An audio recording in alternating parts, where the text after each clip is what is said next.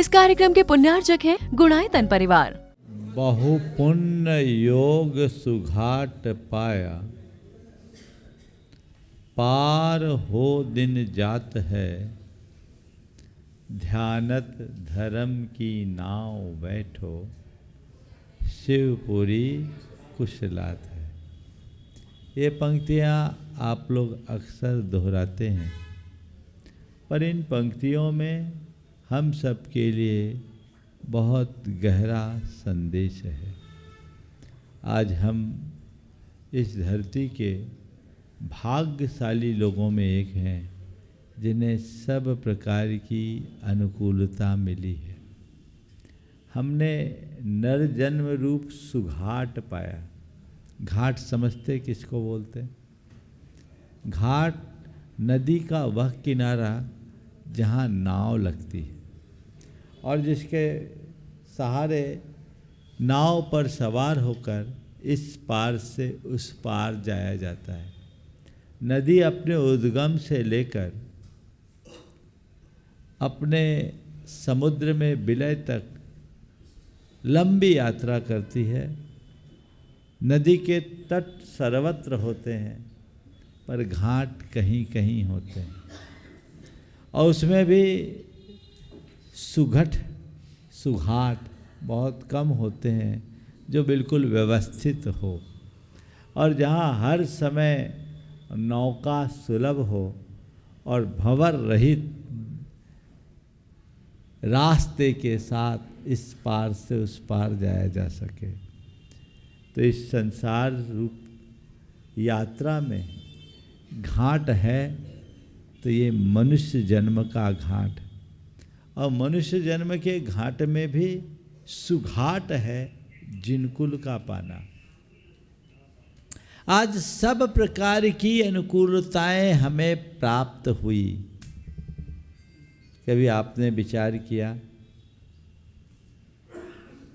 आज 4 बातें आप सबसे करूंगा। सबसे पहली बात विश्लेषण। क्या? विश्लेषण। आप विश्लेषण करके देखिए कि हमारे पास क्या है और इस दुनिया में क्या है। कभी विश्लेषण किया? मेरे पास क्या क्या है और दुनिया में क्या क्या है। पहले दुनिया की बातों का कर ले, क्योंकि दुनिया की चीज़ों की समीक्षा थोड़ी सरल हो जाती है। खुद के विषय में हम लोग बहुत कम विचार कर पाते हैं। ये हम लोगों की एक बड़ी विशेषता जैसी है। हम पूरी दुनिया का छानबीन करने में माहिर हैं, खुद के विषय में प्रायः हम अनदेखा करते हैं। पर चलो, हमें जो दिख रहा है हम उसका विश्लेषण करते हैं। ये संसार कितना बड़ा और विस्तार वाला है, और आज तो हम टेक्नोलॉजी के युग में जी रहे हैं। सारी दुनिया मुट्ठी में है। एक कमांड में हम सारे संसार के साथ अपना संपर्क जोड़ सकते हैं। दूर दुनिया में बैठे व्यक्ति से भी हम यहाँ संवाद स्थापित कर सकते हैं। कितने आगे बढ़ गए। लेकिन हम जब बाहर झांक कर देखते हैं तो ये भी पाते हैं कि एक तरफ संसाधनों का अंबार लगा है तो दूसरी तरफ उतनी ही दुविधाएं बढ़ी है, उतना ही दुख बढ़ा है। दिखता है कि नहीं दिखता? बोलो। लेकिन शायद जब हम दूसरों की तरफ देखते हैं तो हमें एक ही बात दिखती है कि वो हमसे कहीं ज़्यादा सुखी है, वो हमसे कहीं ज़्यादा बेहतर है, उसके पास हमसे कहीं ज़्यादा अनुकूलताएं हैं, वो हमसे कहीं ज़्यादा खुश है। ऐसा ही दिखता है ना? बोलो। हाँ, दिखता है। बस ये चीज़, ये दृष्टि जब तक हमारे मन में होती है, हम अपने लिए ढेर सारे दुख आमंत्रित कर लेते हैं, क्योंकि हम दूसरों को अपने से बेहतर देखने की कोशिश करते हैं। चलिए थोड़ा अब हम खुद की तरफ देखें। दूसरों को देखते हैं तो आपको ऐसा लगता है कि मेरे पास पैसे कम हैं, उसके पास पैसे ज़्यादा है। दूसरों को देखते हैं तो आपको ऐसा लगता है कि उसका घर हमसे अच्छा है, हमारा घर थोड़ा उससे इन्फीरियर है। दूसरे को देखते हैं तो आपको लगता है वो बहुत पॉश एरिया में रहता है, हम तो सामान्य इलाके में रहते हैं। दूसरे को देखते हैं तो हमें लगता है कि उसके पास बड़ी लग्जरी कार है, मेरे पास तो साधारण सी कार है ना, ऐसा लगता है। दूसरे को देखते हैं तो हमें लगता है उसकी बड़ी अच्छी रेपुटेशन है, हमारी रेपुटेशन उससे थोड़ी कम है। उसकी बढ़िया पहचान है, हमारी पहचान कम है। उसका हमसे कुछ ज़्यादा प्रभाव है, हमारा अपना कुछ कम प्रभाव है। हमें ये सब चीज़ें दिखती है। अगर देखते चलो तो न जाने कितने कितने प्रकार की बातें आएगी, वो हमसे बेहतर दिखता है। ठीक, खुद का विश्लेषण करो, खुद का विश्लेषण करो, खुद को देखो, खुद के भीतर झांक कर देखे तो हमें क्या दिखता है। तो हम जब खुद के भीतर झांकते हैं, खुद को देखते हैं, तो अब हमें दिखता है कि मेरे पास ऐसे देखा जाए तो बहुत कुछ है। अच्छा शरीर है कि नहीं, स्वस्थ तन है ना, है, अच्छी बुद्धि है, अच्छे संस्कार है, अच्छा परिवार है और धन संपन्नता भी है कि नहीं। हाँ, तो हम अपने को क्यों नहीं देखते? जब दूसरों को देखोगे तो केवल कमियां दिखेगी और अपने को देखोगे तो परिपूर्ण देख पाओगे। जो दूसरों को देखता रहेगा, कमी का आभास करता रहेगा, वो दुखी बना रहेगा। जब तक तुम्हें कमी का, अभाव का एहसास होता रहेगा, दुखी बने रहोगे। और जब अपने पास उपलब्ध चीज़ों को देखोगे तो पाओगे औरों की अपेक्षा में बहुत अच्छा हूँ। ये बाहर का विश्लेषण करा रहा हूँ, अभी अंतर विश्लेषण की बात तो है ही नहीं। अभी आगे अगले चरण में केवल विश्लेषण देखो, मैं औरों से कितना बेहतर हूँ। थोड़ा आप ऐसे भी देखो, आप स्वस्थ हो, दुनिया में बहुत से ऐसे लोग हैं जो बीमार और लाचार भी हैं। थोड़ी देर के लिए सोचो, यदि मैं बीमार होता, बिस्तर पकड़ा होता तो क्या होता। हूँ भाग्यशाली, बोलो, हैं, हृष्ट पुष्ट हूँ, मेरी सारी शरीर की सारे अंग उपांग अच्छे हैं, मेरी सारी इंद्रियां अपना काम कर रही है। चलो कदाचित स्वस्थ भी होता, पोलियो ग्रसित हो जाता तो, अंगहीन हो जाता तो, चलो ये सब कुछ ठीक होता। कदाचित मंद बुद्धि हो जाता तो, दुर्बुद्धि हो जाता तो, पागल, विक्षिप्त या अर्ध विक्षिप्त रहता तो। दुनिया में ऐसे लोग भी हैं कि नहीं हैं? हो भाग्यशाली, बोलो, हो लकी हो ना। औरों से कितना अच्छा हूं। ठीक, मेरे पास घर है। दुनिया में बहुत से लोग भी हैं जो बेघर हैं, घूमते रहते ना, सड़क पर फुटपाथ पर सोते मिलते हैं।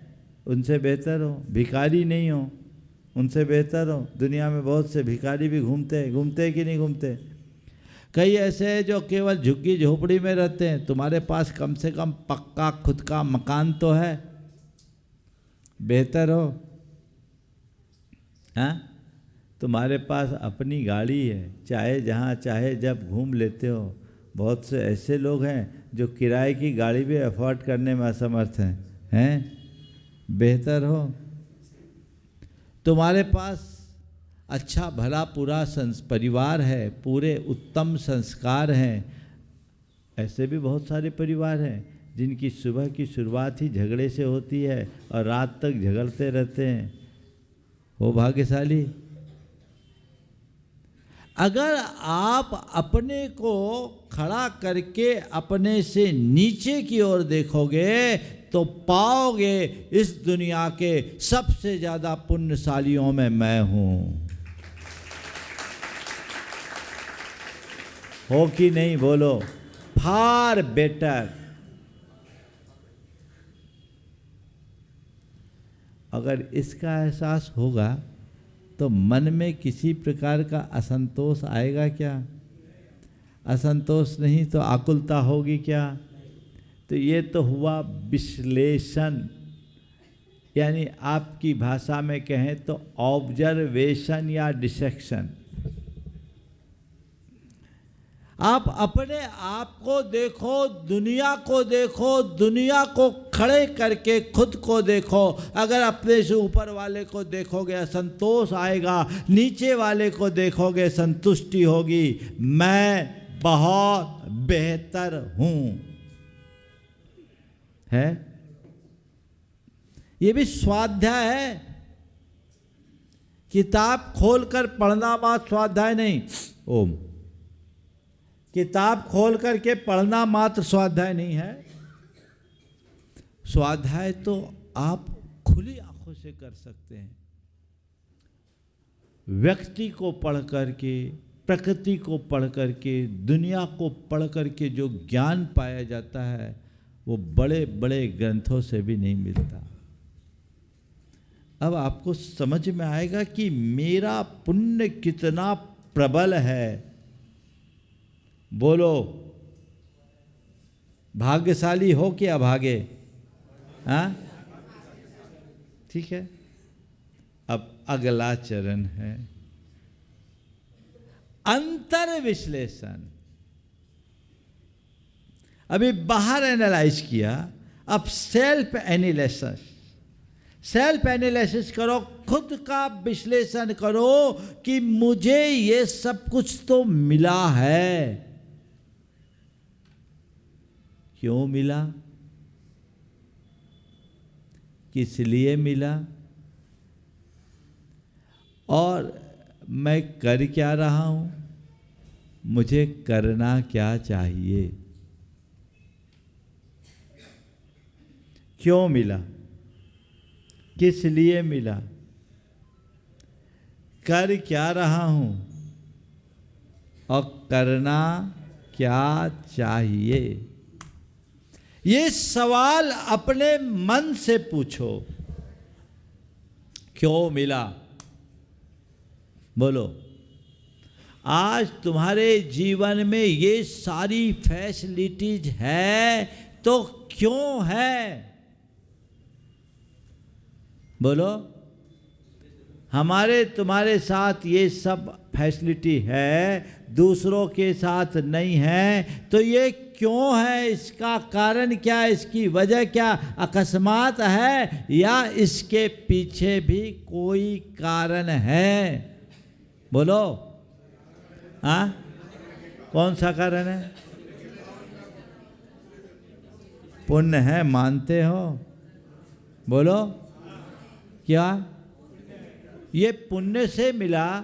विश्वास है पक्का कि मेरे जीवन में जितनी भी फैसिलिटीज है, जितने भी अनुकूल संयोग है, ये मेरे पुण्यों के परिणाम से है।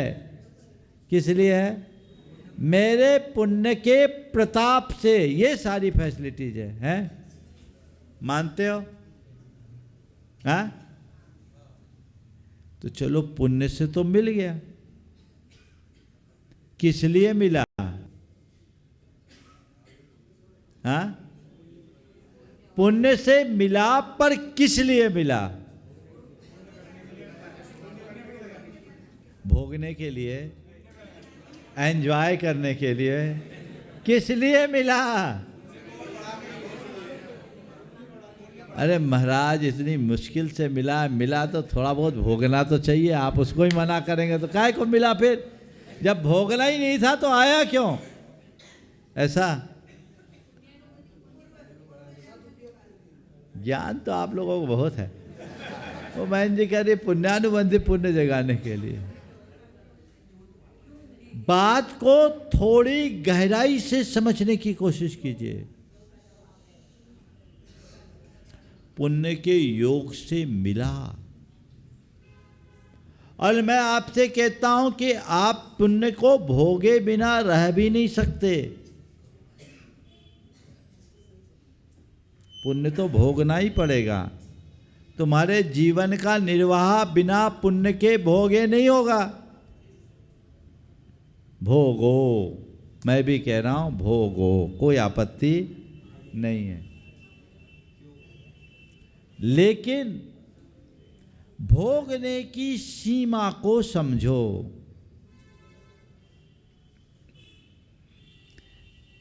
जितना पुण्य भोग रहे हो, कम से कम उतना ही पुण्य उपार्जित करने का भी प्रयास करो। भोगने का मना नहीं है। तुम्हारी आमदनी है, खर्चा करो, पर उतना ही खर्चा करो जितना कमाई हो। अब किसी की कमाई तो 54 और खर्चा करे 58, तो क्या होगा? 25 पैसे कमाए और 50 पैसे खर्चा करे तो क्या होगा? ऐसी बेवकूफ़ी आप लोग करते हो क्या? बोलो तो थोड़ा सा।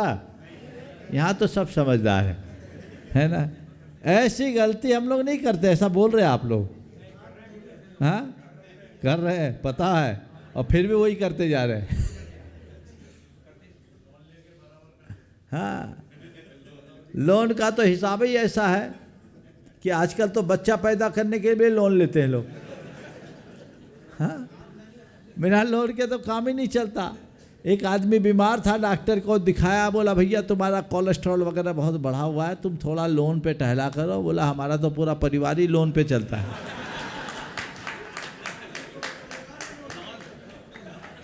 पूरा परिवार लोन पे चलता है। तो ये तो चक्कर है। बाहर तुम फिर भी ठीक हो। मैं देखता हूँ आप लोगों की बाहर की बैलेंस शीट थोड़ी भी गड़बड़ाती तो रात की नींद उड़ जाती, लेकिन भीतर की बैलेंस शीट। मैं आपको फार्मूला देना चाह रहा हूँ, आप भोगिए, छूट है। मनुष्य जन्म मिला है महाराज, ये सब मौका दोबारा थोड़ी मिलेगा। भोग लेने दो, भोगो, लेकिन जितना भोगो उतना कमाओ। एक अरबपति पिता के बेटे ने आग्रह किया कि हमको आप एक मर्सिडीज दिलाइए। बेटे के आग्रह से पिता ने उसे मर्सिडीज तो दे दी, खड़ी लाके गाड़ी खड़ी कर दी। बेटा तेरे कहने से मर्सिडीज मैंने लाके खड़ी कर दी, लेकिन तुझे चलाने तब दूंगा जब इसमें पेट्रोल भरने की कमाई तू कर लेगा। तेरी इतनी कमाई हो जाए कि तू इसमें पेट्रोल भर सके, तब मर्सिडीज में बैठ। आप लोग क्या कर रहे हो? हाँ? और कई तो ऐसे हैं जो ऐसे मर्सिडीज में चल रहे हैं। एक बार ऐसा हुआ, एक आदमी मर्सिडीज कार लेकर के अपने गांव में गया, और गांव में गया तो गाड़ी लेके चल रहा। गांव भर के लोग भी देख रहे कि मर्सिडीज हमारे गांव में आई है, पहली बार आई, हमारे गांव का आदमी है, और गाड़ी थोड़ी स्लो थी। और वो सबसे पूछा, देखो ऐसी कार कभी देखी, ऐसी कार कभी देखी, ऐसी कार कभी देखी है? अब कोई ने नहीं देखी, बेचारे क्या करे। सबको बड़ी हीन भावना आई कि ऐसी कार कभी देखी है, बड़ा ऐठ रहा है कि ऐसी कार कभी देखी। सबने ना कहा, और गाड़ी जाकर एक पेड़ से भिड़ गई। गाड़ी पेड़ से भिड़ गई। अब सब गांव वाले इकट्ठे हो गए, बोली सबरी हवा निकल गई, हवा निकल गई। अब क्या है? अभी बहुत इतरा रहा था, ऐसी कार कभी देखी, ऐसी कार कभी देखी है। बोले भैया इसीलिए तो पूछ रहा था, मैंने भी पहली बार देखी, पहली बार ड्राइव की, मुझे पता ही नहीं था कि इसका ब्रेक कहाँ है। तो अब मैं रोकूं कैसे, है ना? तो जिस कार के ब्रेक का पता नहीं, उस पर सवार होगे तो धक्के तो खाना ही पड़ेगा। आप भोगिए। पर जितना भोगो उतना अर्जित भी करो। भोगने में तो आप लोग बहुत तत्परता दिखाते हो, अर्जन में बोलो, जितना एक्टिवली आप भोगते हो, एंजॉय करते हो, उतनी ही एक्टिवली आप क्या उपार्जित करने में, अर्न करने के लिए तत्पर हो कि नहीं मुझे अपनी बैलेंस शीट ठीक करनी, मुझे उतना ही पुण्य जुटाना भी है। बोलो, और बताऊं, एक खेल और होता है। पुण्य को भोगने से केवल पुण्य नष्ट नहीं होता। भोग लिया, ठीक है, आपके पास पैसा पड़ा, आप खर्चा करते जाओ, खर्चा करते जाओ, खर्चा होते रहे, कोई दिक्कत नहीं। कई लोग ऐसे होते हैं जिनके पास इतना पैसा होता है, कमाते नहीं, जो सेविंग्स है उसको खाते रहते, धीरे धीरे धीरे धीरे 10-20 साल की ज़िंदगी उनकी चल जाती। इसमें उतना खतरा नहीं। यहाँ तो खेल दूसरा, पुण्य को भोगने में पाप होता है। बोलो, होता है कि नहीं होता? पुण्य के भोग में करते क्या? मौज मस्ती, भोग विलास, तो पुण्य का फल है ये। और इनको भोगोगे तो राग द्वेष होंगे, हिंसा होगी, पाप और बंधेगा। तो यहाँ क्या हो रहा है? पूंजी तो जा रही है, कर्जा और चढ़ रहा है। अब बोलो क्या होगा? बोलो, दिवाला पिटेगा कि नहीं? अब बैलेंस शीट कहाँ जा रही?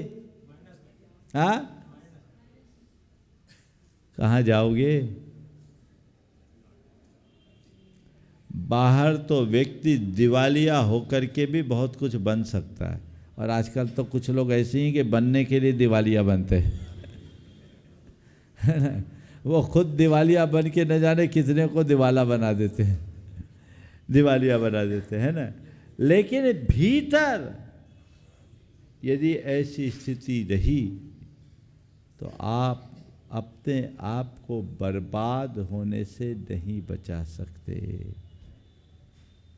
इसलिए मैं यंगस्टर्स से कहना चाहता हूँ, उनको लगता है अरे अभी मनुष्य जीवन मुश्किल से मिला है, खूब भोगना चाहिए। भोगो। चक्रवर्तियों के पुण्य से बड़ा पुण्य इस धरती पर किसी का नहीं होता, और वो पुण्य को भोगते भी हैं। लेकिन जितना पुण्य भोगते हैं उससे कहीं ज्यादा पुण्य उपार्जित करते हैं। आप कभी सोचते हैं कि मुझे पुण्योपार्जन की क्रियाएं भी करनी है? आपकी प्लानिंग में धन पैसा कमाना सबसे टॉप प्रायोरिटी पे रहता है, फिर मौज मस्ती, दुनियादारी, गोरख धंधा, ये सब रहता है ना। ये सब पुण्य को भोगने और पाप को बढ़ाने वाली क्रियाएं हैं। पुण्य को बढ़ाने वाली क्रियाओं के प्रति आप कितना विचार करते हो, इसका कभी विचार किया?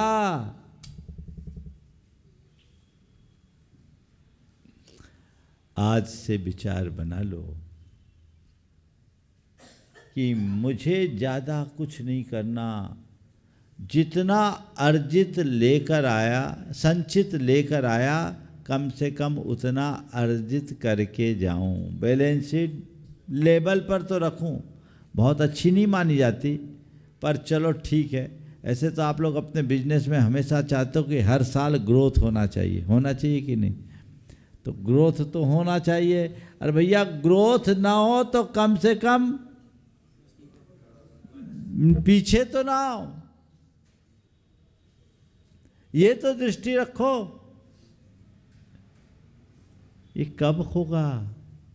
जब आप इस पर विचार करोगे तब होगा। अभी तो विचार ही नहीं है, सब चल रहा है। ये सब विचार कब आता है मालूम? जब थोड़े प्रतिकूल संयोग होने लगते हैं, परेशानियां आने लगती है, विपत्तियां आने लगती है, तब धर्म याद आता है। और आप लोग तो भगवान से भी यही कहते हो, मेरे दुख के दिनों में तुम वे बड़े काम आते हैं। तो भगवान भी हंसते हैं कि हमको तो तुम स्टेपनी बना रखे हो, स्टेपनी बना रखे हो कि दुख आएगा तब आऊँगा, सुख में काम लो। बोलो, स्टेपनी ने बना लिया। जब कोई नहीं आता, मेरे भगवान आते हैं, मेरे दुख के दिनों में वे नहीं। पहले से अपना लक्ष्य बना लो और उसी अनुरूप अपने जीवन को आगे बढ़ाने का यत्न करो, तब कुछ सार्थक घटित हो पाएगा। कहते हैं बीज राख फल भोगवे, जो किसान जगमाही, त्यों चक्री नृप सुख करे, धर्म विसारे नाई।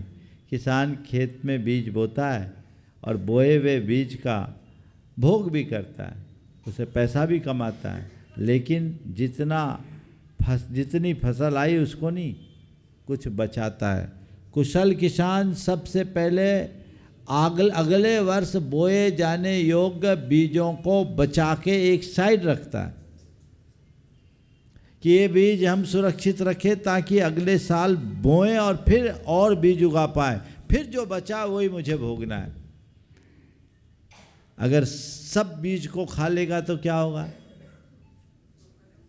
महाराज आजकल तो बाजार में बीज मिलते हैं, तो बाजार में भी बीज कब लाओगे? जब गांठ में दाम होगा तब ना। पैसे पूरे खा लिए तो क्या करोगे? तो बीज को बचा करके ही फल को भोगा जाता है, वही कुशल किसान कहलाता है। जो तैयार फसल के साथ बीज का भी भोग कर लेता, उसे दुर्दिनों का सामना करना पड़ता है। करना पड़ता है कि नहीं? दुर्दिनों का सामना करना पड़ता है। तो अपने आप को दुर्दिनों से बचाना चाहते हो, तुम चक्री नृप सुख करे, धर्म विसारे नाही। चक्रवर्ती जैसे वैभवशाली लोग सांसारिक सुखों का भोग करते हैं, अभी त्याग नहीं किया है, लेकिन धर्म को विस्मृत नहीं करते। दान, पूजा, शील और उपवास, ये 4 मूल क्रियाएं हैं जो आप गृहस्थों के पुण्योपार्जन का आधार है। इसे तत्परता से करना, इसे एकदम रुचिपूर्वक करो, इसमें ही उद्धार है। आचार्य कहते दानम पूया शील मुवासो सावियानम चौभ्यो धम्मो। दान, पूजा, शील और उपवास ये श्रावकों के 4 प्रकार के धर्म हैं जो पुण्य उपार्जन का सशक्त माध्यम है। आप लोग भगवान की पूजा कर लेते हो, अवसर पाकर दान भी देते हो। दान केवल पैसों का नहीं होता, पैसों के दान के साथ पात्र दान, जो आहार, औषधि, उपकरण, आवास दान है, ये मूल दान है, जो एक प्रकार से रत्नत्रय का दान है। और पैसे का दान तो उसके साथ जुड़ा हुआ है, जो हमारी संस्कृति के विकास के लिए है। ये दान दो, भगवान की पूजा, शील संयम का पालन और उपवास।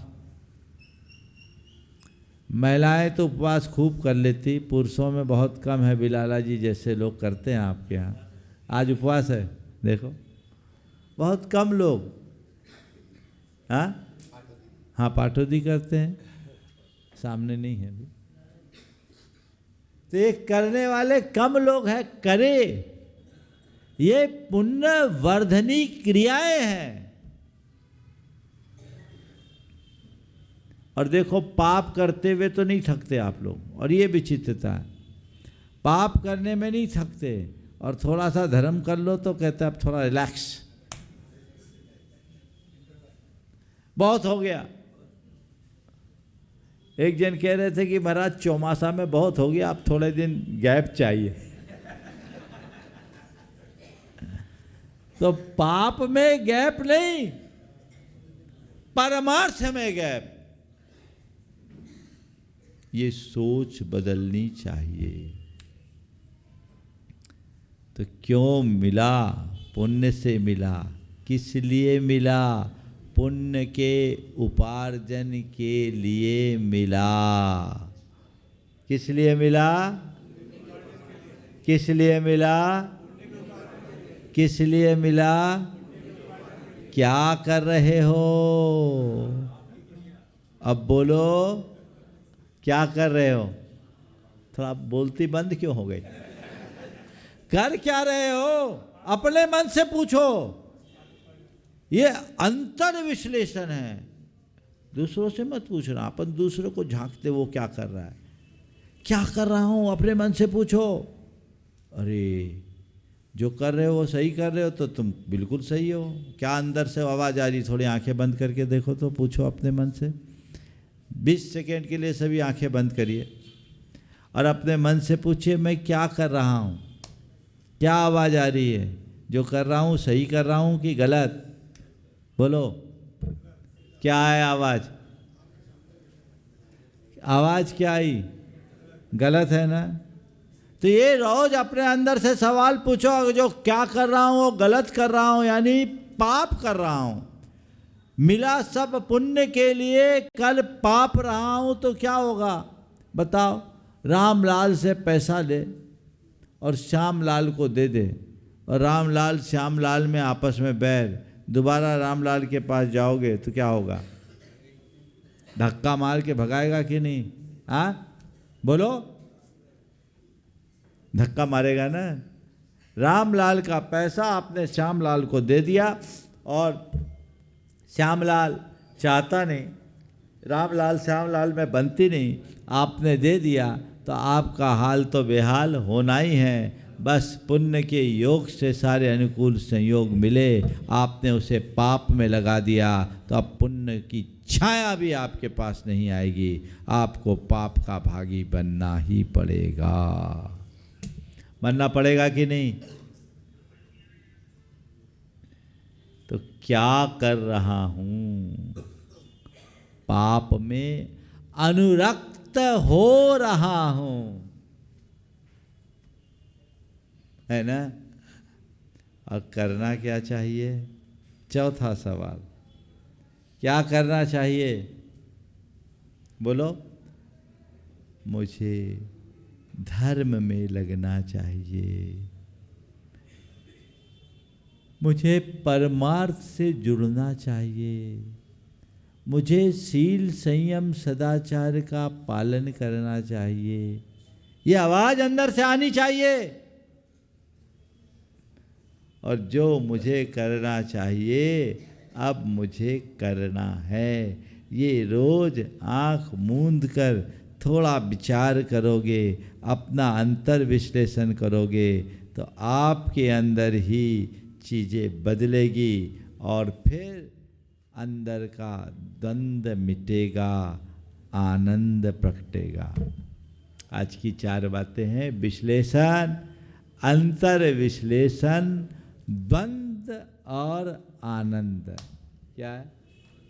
द्वंद्व और आनंद। विश्लेषण, अंतर विश्लेषण की बात हुई। जैसे आप इस अंतर विश्लेषण को घटित करोगे, द्वंद्व समाप्त हो जाएगा, सारी दुविधाएं खत्म हो जाएगी, दुख दूर हो जाएगा, हर पल मन प्रसन्नता से भरा रहेगा। अच्छा, आप एक बात को और देखिए, सबके अनुभव की बात है। आपके अंदर की तृष्णा या ताप, आकुलता कब बढ़ती है? भोगों में रत रहते समय या धर्म में अनुरक्त रहते समय?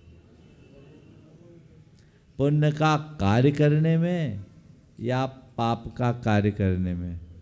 बोलो, पाप का कार्य कोई भी होगा वहाँ द्वंद्व है, और धर्म का कोई भी कार्य है वहाँ द्वंद्व खत्म, वहाँ आनंद है।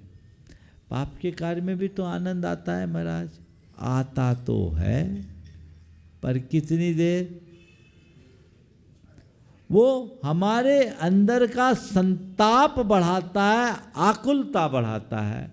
तो ऐसे आकुलता वर्धक क्रियाओं से अपने आप को बचाकर हमें आनंद में आगे बढ़ाना है। और वह तब होगा जब हम विश्लेषण और अंतर विश्लेषण के साथ अपने आत्मज्ञान को प्राप्त करेंगे, बाहर का सारा द्वंद्व मिटाएंगे, तो हर पल आनंद से अपने आप को आपूरित महसूस करेंगे, हर पल आनंद से भर पाएंगे। बाहर का आनंद तो हमें यदा कदा आ जाता है, भीतर का आनंद तभी प्रकटित होता है जब हम आध्यात्मिकता से अपने आप को जोड़ते हैं। बंधुओं, बहुत कठिनाई से ये सारी चीज़ें मिली है, यदि हम इनका सही उपयोग कर लिए तब तो हमारी खैरियत है, अन्यथा कब खेल बिगड़ जाए कोई पता नहीं। आज सब चीज़ें हमारे साथ है, कल रहे न रहे कोई भरोसा नहीं। कहीं ऐसा ना हो कि हमारी कहानी भी पुनर्मुस्को भाव जैसी हो जाए। पुनर्मुस्को भाव एक बड़ी पुरानी कहानी है, पंचतंत्र की कहानी है, मैं यदा कदा सुनाता रहता हूँ।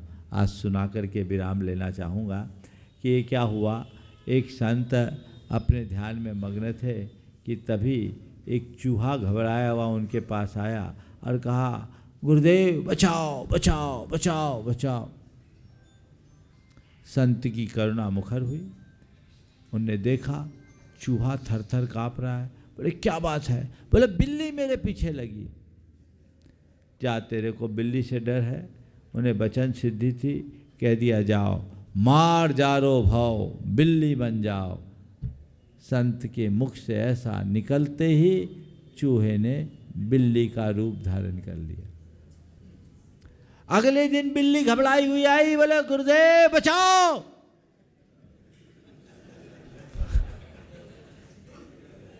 क्या हो गया? बोले वो कुत्ता मेरे पीछे पड़ा है।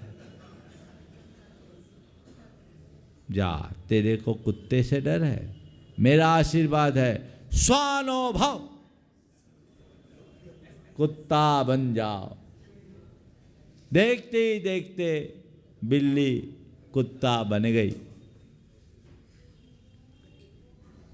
कुछ दिन बाद वो कुत्ता आया, बोले गुरुदेव बड़ी बुरी हालत हो गई। बोले क्या हो गया? बोले जहाँ जाता हूँ दूर दुराते हैं लोग, बच्चे लोग मुझ पर पत्थर मारते हैं, मैं तो बहुत बुरे हाल में हूँ, आप तो मेरा उद्धार करो। बोले क्या करना चाहते हो? मुझे तो आप आदमियों से दूर कर दो। बोले जाओ, मैं तुम्हें जंगल का हिरण बना देता हूँ, मृगो भव। वो हिरण बन गया। अब हिरण बन गया, जंगल में आनंद से फिरता रहा। एक दिन वही हिरण हाँपता कांपता वो आया और कहा, त्राहिमाम त्राहिमाम, गुरुदेव बचा लो। बोले क्या हो गया? बोले वो शेर मेरे पीछे पड़ा, खा जाएगा। जा, तुझे शेर से खतरा है, मेरा आशीर्वाद है, मृगेंद्रो भव। इस कार्यक्रम के पुण्यार्जक थे गुणायतन परिवार।